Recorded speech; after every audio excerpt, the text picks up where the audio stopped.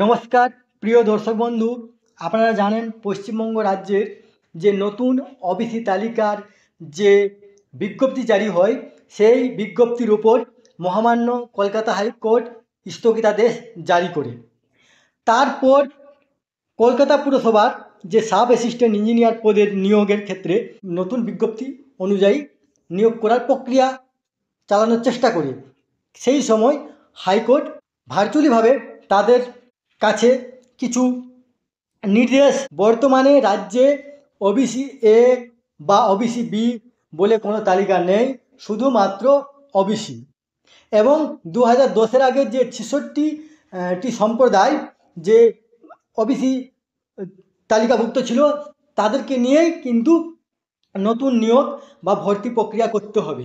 এই নিয়ে পত্রিকাতে কী লিখেছে দেখুন। একটি পত্রিকাতে লিখেছে ওবিসি জটিলতায় বন্ধ হবে না নিয়োগ।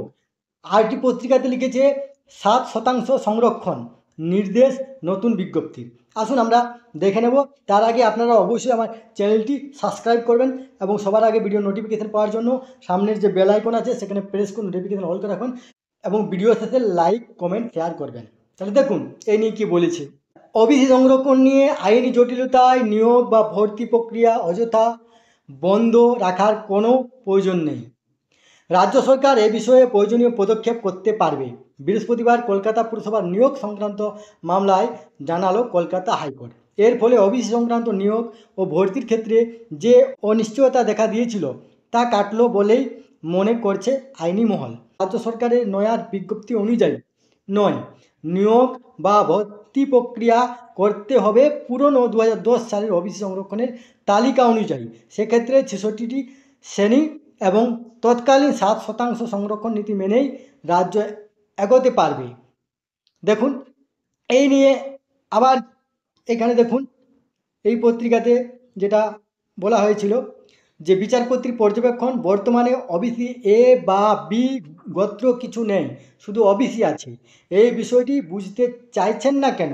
ডিভিশন বেঞ্চের স্পষ্ট নির্দেশ, ওবিসির জন্য শুধু 7% সংরক্ষণ থাকবে। 2010 এর আগে 66টি সম্প্রদায় ওবিসি ছিল, তারাই সংরক্ষণের সুবিধা পাবে। অর্থাৎ যেটি বলা হয়েছে যে আগে যেটা 2010-এর আগের যে তালিকা, যে 66টি সম্প্রদায়, সেই 66টি সম্প্রদায়ের মধ্যেই কিন্তু নিয়োগ বা ভর্তি প্রক্রিয়া করতে হবে। এবং যেটিকে 17% করা হয়েছিল সেটা 17% চলবে না, সেটি 7%ই পাওয়া যাবে সংরক্ষণ।